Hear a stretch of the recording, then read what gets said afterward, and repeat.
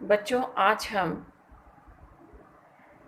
स्पर्श काव्यखंड का प्रथम पाठ आरंभ करने जा रहे हैं। इस पाठ का नाम है साखी। साखी कबीरदास जी द्वारा रचित हैं। साखी का अर्थ है साक्ष्य, क्योंकि जो साखी शब्द है वो साक्ष्य शब्द से बना है। इसका अर्थ है प्रत्यक्ष ज्ञान। इसे प्रत्यक्ष ज्ञान भी कह सकते हैं, साक्ष्य भी कह सकते हैं या प्रमाण भी कह सकते हैं। ऐसा प्रत्यक्ष ज्ञान केवल गुरु ही अपने शिष्य को प्रदान कर सकता है। संत मार्ग में अनुभव ज्ञान की प्रधानता रही है और साक्षी अनुभवों पर आधारित है। अनुभव ज्ञान शास्त्रों पर आधारित नहीं होता, यह प्रत्यक्ष प्रमाण को ही ज्ञान का आधार मानता है। साखी इसी प्रत्यक्ष ज्ञान का साधन है। यह कबीरदास जी की रचनाओं का सार है। दोहा छंद में लिखी गई हैं और कबीरदास जी ने इसके माध्यम से अपनी भावना का प्रसार किया है। ये कहना चाहिए कि कबीरदास जी ने अपनी साखियों के माध्यम से जन जन तक मानवता का संदेश पहुंचाया है। ये जन जन तक मानवता का संदेश पहुंचाने का कार्यभार कबीरदास जी ने क्यों वहन किया? क्यों उनके मन में ये जिज्ञासा उत्पन्न हुई कि समाज में मानवता के संदेश का प्रचार और प्रसार करना है? उसका एक कारण है। कबीरदास जी को भक्ति काल का ज्ञान मार्गी शाखा का सर्वश्रेष्ठ कवि भी कहा जाता है। उसका कारण ये है कि जिस समय कबीरदास जी ने साखियों की रचना की, उस समय मुगलों के स्थापित होने का काल था। इस्लामिक आक्रमण हो रहे थे, इसलिए जनता अत्यधिक त्रस्त थी। उसने अत्याचारों को, संघर्षों को, रक्तपात को ही अपनी नियति समझ लिया था।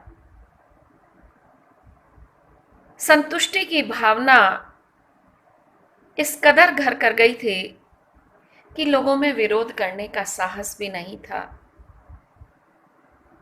इसलिए उन्होंने ईश्वर की शरण में जाने का उपाय ढूंढा, अथवा हम कह सकते हैं कि स्वतः ही जब मनुष्य का कोई रास्ता दिखाई नहीं देता तो वह ईश्वर की शरण में जाता है।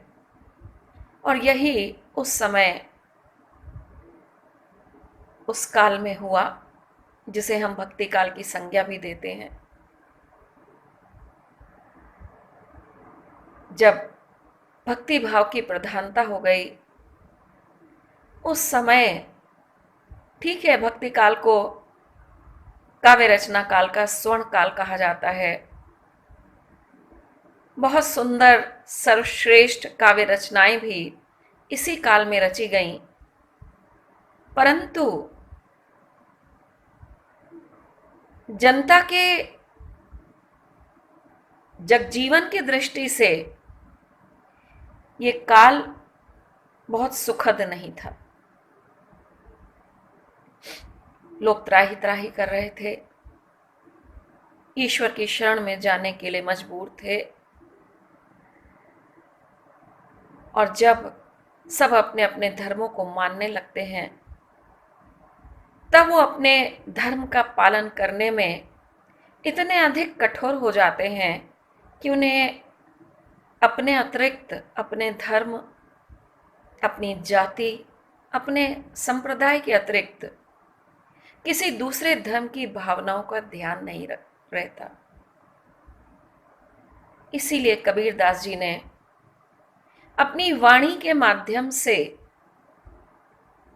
लोगों को उस समय प्रचलित अंधविश्वासों, रूढ़ियों, कुप्रथाओं से बचने का संदेश दिया। उन्होंने मानवतावादी विचारधारा का संचरण करने के लिए अपने दोहों का सहारा लिया। कबीरदास जी को वाणी का डिक्टेटर भी कहा जाता है।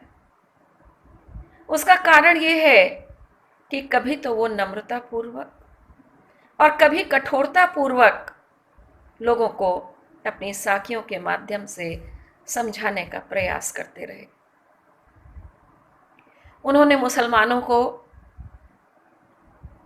उनकी रूढ़िवादिता अथवा उनके धार्मिकता के लिए फटकारा, तो वहीं हिंदुओं को भी उनके धर्म के आडंबरों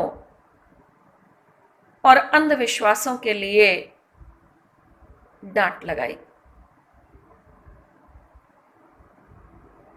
कबीरदास जी ने हिंदुओं के लिए कहा, मूर्ति पूजा का विरोध करते हुए कहा,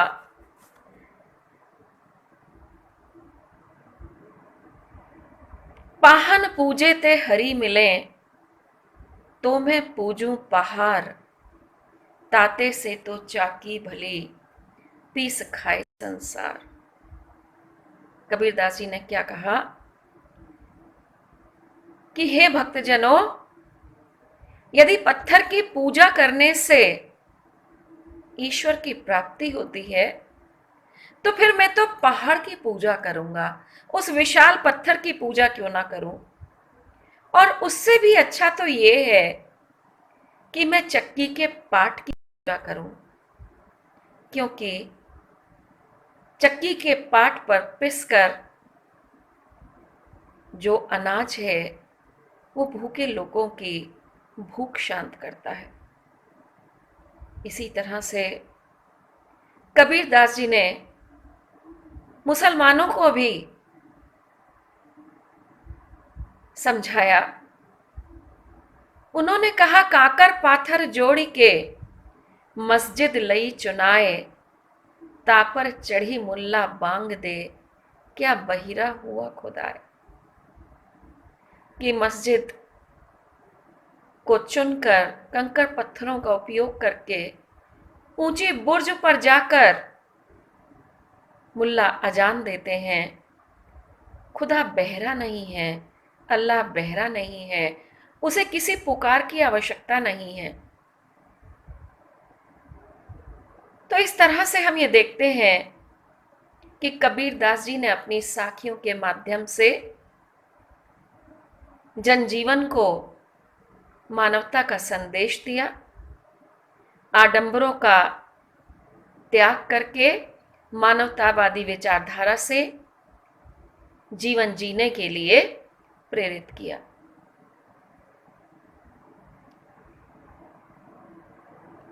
कबीरदास जी ने अपने संपूर्ण जीवन में जन कल्याण की भावना से कार्य किया। उन्होंने कोई शिक्षा ग्रहण नहीं करी। जैसा कि मैं पहले भी कह रही हूँ कि कबीरदास जी ने काव्य रचना की, वास्तविकता ये है कि कबीरदास जी पढ़े लिखे नहीं थे। उन्होंने स्वयं भी कहा है, मसी कागज छुओ नहीं, कलम गही नहीं हाथ। मैंने कभी भी स्याही को और कागज को नहीं छुआ और ना ही कभी लेखनी को अपने हाथ में लिया है। तो फिर कैसे इतनी सुंदर साखियों की दोहा शैली में छंद रचना हुई? उसका कारण यह है कि कबीरदास जी जो भी अपने अनुभवों पर आधारित जनता को मानवता का संदेश देते थे, उनके शिष्य उसे लिपिबद्ध कर लेते थे। और वही आज साखियां इतने वर्षों के बाद भी हमें सांप्रदायिकता, रूढ़ियां, अंधविश्वासों और कुप्रथाओं से दूर रहने का संदेश देती हैं। ये साखियां हमें मानवतावादी विचारधारा की ओर ही प्रेरित नहीं करती, अपितु एक एक साखी में जीवन का ज्ञान निहित है, नीतियां हैं, विधि हैं, जिसका पालन करके हम अपना जीवन सुखपूर्वक जी सकते हैं। थोड़ा सा मैं कबीरदास जी के जीवन पर भी प्रकाश डालना चाहती हूँ। कबीरदास जी का जन्म एक विधवा ब्राह्मणी के गर्भ से हुआ था और उसने लोक लाज के भय से अपने उस नवजात शिशु को एक तालाब के किनारे छोड़ दिया। उस तालाब का नाम था लहरतारा। एक निसंतान दंपत्ति उस मार्ग से जा रहे थे। उन्होंने जब एक नवजात शिशु को रोते हुए देखा तो उसे उठा लिया। पहले तो उन्हें संकोच हुआ कि पता नहीं किस जाति का है, लोग क्या कहेंगे, परंतु फिर उनके दिमाग में ये विचार आया कि शिशु की कोई जाति नहीं होती, कोई धर्म नहीं होता। वो उस छोटे से शिशु, नवजात शिशु को उठाकर अपने घर ले आए और उसका नाम रखा कबीर।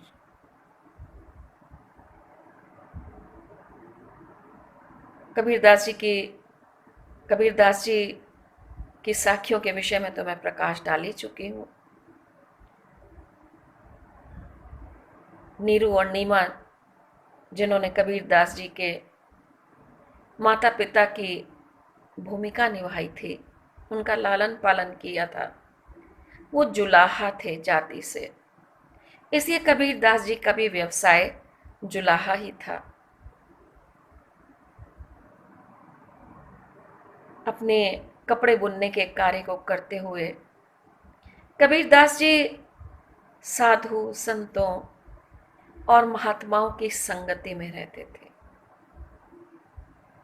उनके गुरु श्री रामानंद जी थे। रामानंद जी के शिष्य बनने के पीछे भी एक बहुत रोचक कथा है, क्योंकि कबीरदास जी जुलाहा थे, उनके वास्तविक माता पिता के विषय में कुछ पता नहीं था। इसलिए रामानंद जी उन्हें शिष्य बनाने के लिए तैयार नहीं थे। तो उन्होंने क्या किया कि वो काशी की भोर के समय, जबकि धुंधलका था, रात्रि के प्रथम प्रहर में ही जाकर काशी के घाट की सीढ़ियों में लेट गए। और जब रामानंद जी प्रातःकाल स्नान करने के लिए जाने लगे तो उनका पैर कबीरदास जी की छाती पर पड़ा। रामानंद जी राम राम कहते हुए पीछे हट गए। तभी कबीरदास जी ने उनके चरण पकड़ लिए और उन्हें अपना गुरु मान लिया और राम नाम को उन्होंने दीक्षा मान ली, उसको गुरु मंत्र मान लिया। तो इस तरह से कबीरदास जी अपने संपूर्ण जीवन में लोगों को मानवता का संदेश अपनी साखियों के माध्यम से, शब्द के माध्यम से देते रहे, क्योंकि वो एक जगह जगह घूमते रहे, भ्रमण करते रहे, अनुभव ज्ञान अर्जित करते रहे। इसीलिए उनकी रचनाओं में 5 भाषाओं का मेल देखने को मिलता है। उनकी काव्य भाषा को पंचमेल खिचड़ी भी कहा जाता है और सधुक्कड़ी भी कहा जाता है, क्योंकि साधुओं की भाषा। उन 5 भाषाओं में कौन कौन सी उनकी भाषा थी?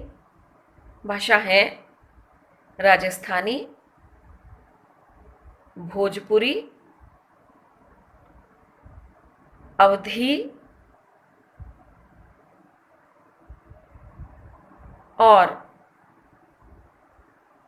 पंजाबी, कहीं कहीं हरियाणवी और कहीं कहीं कुछ बहुत आंशिक रूप से ब्रज भाषा के शब्द भी मिल जाते हैं, पर ज़्यादा नहीं। केवल इन्हीं 5 भाषाओं के शब्द प्रमुख रूप से उनकी काव्य रचनाओं में प्रतिनिधित्व करते हैं।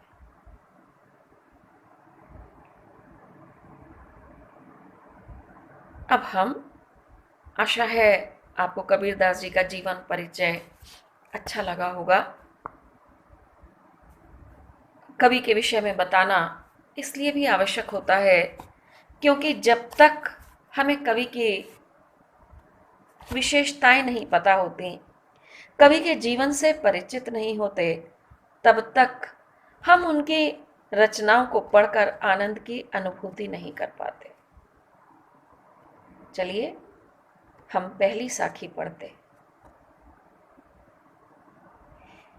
ऐसी वाणी बोलिए मन का आपा खोई, अपना तन शीतल करे औरन को सुख होई। यहां पर इस दोहे में कबीरदास जी ने वाणी के महत्व पर प्रकाश डाला है। वाणी बोली, कथन, आपा अहंकार, शीतल ठंडा, औरन दूसरों को। कबीरदास जी कहते हैं कि हमें ऐसी वाणी बोलनी चाहिए, हमें ऐसा व्यवहार करना चाहिए जिससे हमारा अहंकार दिखाई ना दे। अर्थात हमें दूसरों से व्यवहार करते हुए अपने अहंकार को अलग रखना चाहिए और सबसे मीठी वाणी बोलनी चाहिए। क्यों? कारण क्या है? मीठी वाणी क्यों बोलनी चाहिए? अपना तन शीतल करे औरन को सुख होए। क्योंकि मीठी बोली से, मधुर वाणी के व्यवहार से हमें स्वयं तो शीतलता का अनुभव होता ही है, सुनने वाले को भी अपार सुख की प्राप्ति होती है। देखो बच्चों, व्यवहार 2 ही प्रकार का होता है। या तो हम कठोरता पूर्वक व्यवहार करें या हम प्रेम पूर्वक व्यवहार करें। प्रेम पूर्वक व्यवहार सुनने वाले को तो पुलकित करता ही है, आनंदित करता है। जो हम उसको बताना चाहते हैं वो उसे आसानी से समझ में आ जाता है और वो प्रसन्न रहता है, आनंदित होता है। और इसके साथ ही साथ जब हम मधुर वाणी का व्यवहार करते हैं तो हमें भी आत्मिक सुख और आत्म संतोष की अनुभूति होती है। अपना तन शीतल करे अर्थात हमें आत्मिक संतुष्टि होती है। हमारा व्यवहार ठंडा होने के कारण, हमारी मधुर वाणी होने के कारण हमारे अंदर सुख और शांति बढ़ती है और दूसरा व्यक्ति भी हमारे मधुर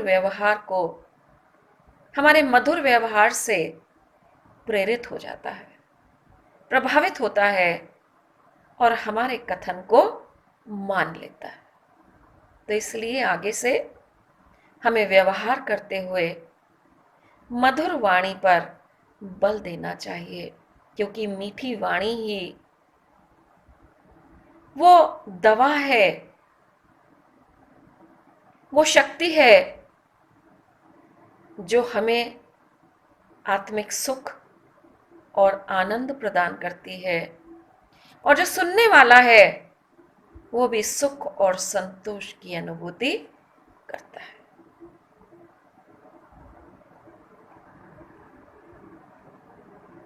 इसके आगे जो उसकी भाषागत विशेषताएं हैं वो मैं आपको अलग से बताऊंगी।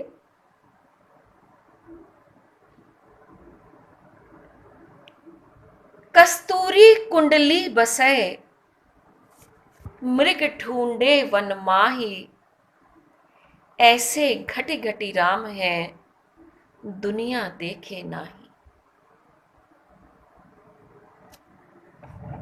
यहां पर कबीरदास जी कहते हैं कि कस्तूरी कुंडली बसै, कुंडली मृग की नाभि, कस्तूरी सुगंधित द्रव पदार्थ, मृग हिरन, घटी घटी प्रत्येक व्यक्ति में, इस संसार के कण कण में।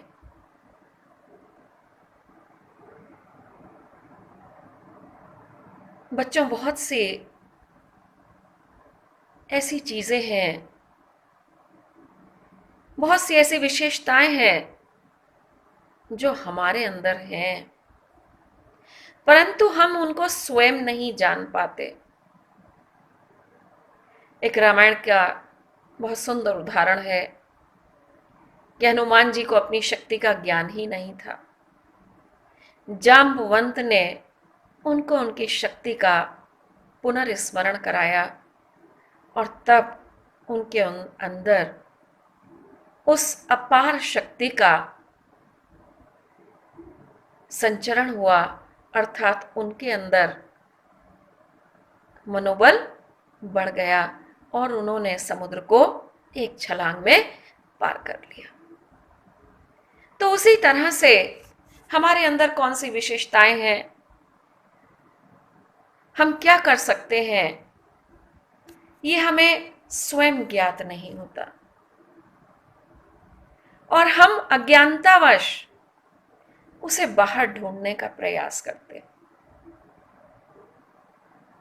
कस्तूरी कुंडली बसै मृग ढूंढे बनमाही।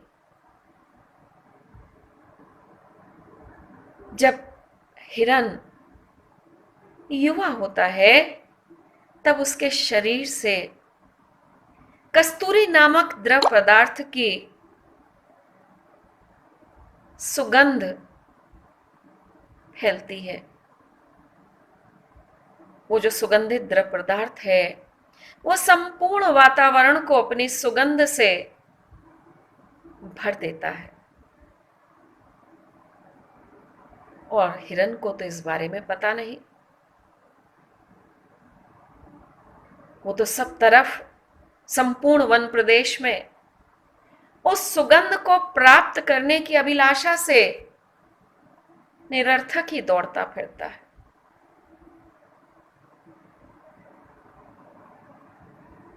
एक तरह से कहा जाए तो हिरण के शरीर में जो सुगंधित द्रव पदार्थ रिश्ता रहता है, उसकी उस सुगंध से संपूर्ण वन प्रदेश महकता रहता है। मृग उस सुगंध की प्राप्ति की अपेक्षा से, आकांक्षा से संपूर्ण वन प्रदेश में भागता फिरता है, ढूंढता रहता है, पागल हो जाता है उस सुगंध को प्राप्त करने के लिए।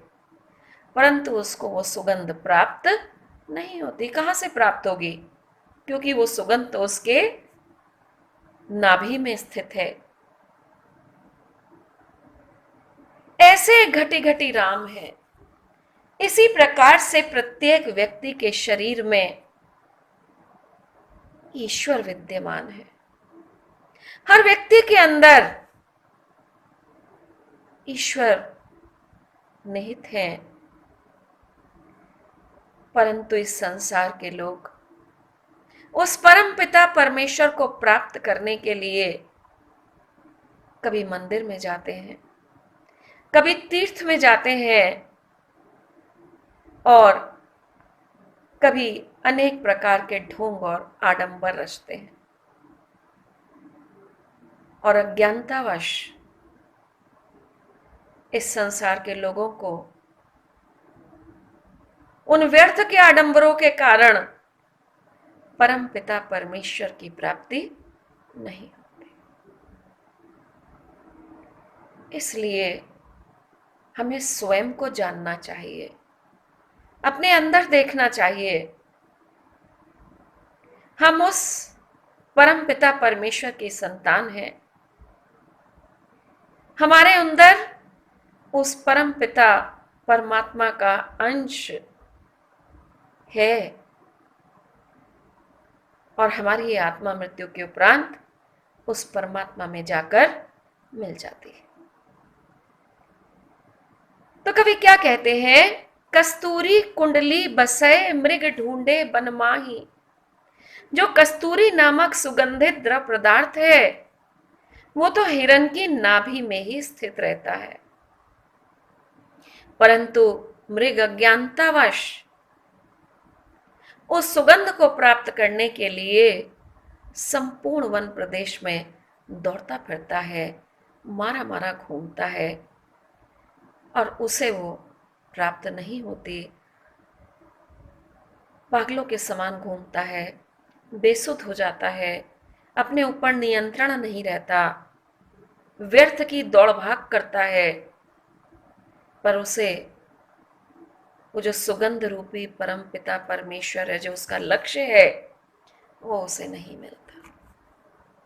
कभी कभी इस भाग दौड़ में वो असमय मृत्यु को भी प्राप्त हो जाता, पर जो वास्तविकता का साक्षात्कार उसको नहीं होता।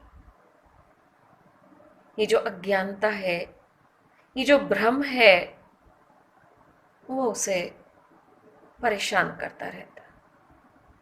उसी तरह से मनुष्य अज्ञानतावश इस संसार में परमपिता परमेश्वर को प्राप्त करने के लिए अनेकों तीर्थ स्थलों के चक्कर काटता है, तीर्थ स्थलों की यात्रा करता है, मंदिरों में घूमता है, तरह तरह के तप करता है, परंतु उसे उस सर्वशक्तिमान प्रभु के दर्शन नहीं होते, क्योंकि उसके उस नश्वर देह में ही उस परम तत्व का वास है। इसलिए अपने अंतर में विद्यमान हमें उस परम पिता परमेश्वर का साक्षात्कार करना चाहिए। बाहर घूमने से हमें ईश्वर की प्राप्ति नहीं होगी। हम व्यर्थ ही अपना समय नष्ट करते हैं, व्यर्थ ही अपनी ऊर्जा समाप्त करते हैं। वास्तविकता तो ये है, वो प्रभु प्रत्येक व्यक्ति के घट अर्थात शरीर में विद्यमान है। इस सृष्टि के कण कण में वो परम पिता परमेश्वर है। इसलिए हमें कहीं बाहर ढूंढने के लिए प्रयास नहीं करने चाहिए। इसीलिए कबीरदास जी कहते हैं कि जो कस्तूरी नामक सुगंधित द्रव्य पदार्थ है वो अपनी सुगंध से संपूर्ण वन प्रदेश को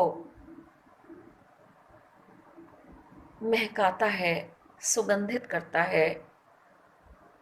हिरण को अपनी इस सुगंध का बोध नहीं है। वो अज्ञानतावश उसको प्राप्त करने के लिए संपूर्ण वन प्रदेश में मारा मारा फिरता है, परंतु उसका ये व्यर्थ ही घूमना निष्फल सिद्ध होता है। कवि कहते हैं कि उसी प्रकार से प्रत्येक व्यक्ति के शरीर में वो परम पिता परमेश्वर विद्यमान है। हमें उसको पहचानना चाहिए और अपने जीवन को व्यर्थ ही गंवाना नहीं चाहिए। भागदौड़ करने से ईश्वर नहीं मिलेंगे, नहीं तो हमारा जीवन भी हिरण के समान निष्फल, निष्प्रयोजन गति से युक्त हो जाएगा। धन्यवाद।